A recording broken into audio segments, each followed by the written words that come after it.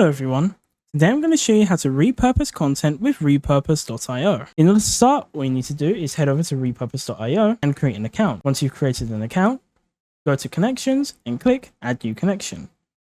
From here, you can see you have loads of different ways you can connect sources. In this case, I'm going to choose YouTube.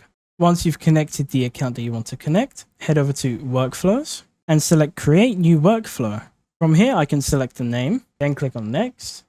You can select your source type. In this case, will be my YouTube, since it's the only one I have connected. You can see you can also decide on what type of video you want to repurpose your content from.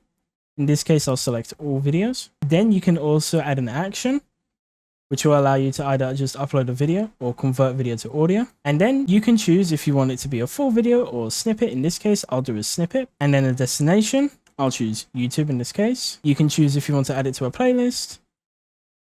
And then you can add the video type. Because I've selected snippets in the previous selection, it will allow me to do shorts. Then click done.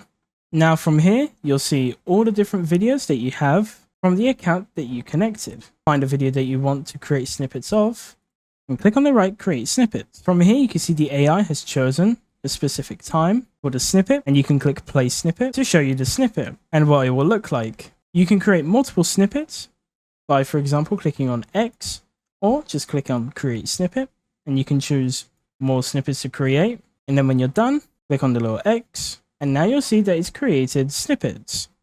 You can then choose to schedule them at a certain time. You can see here, I can add title, I can add descriptions, I can add a comment, and then it will allow me to change the tags and add a thumbnail. And then from there, I can schedule it to be published onto my YouTube account. And that's how you can repurpose your content. If you have any questions, feel free to ask them in the comments below. Thank you for watching.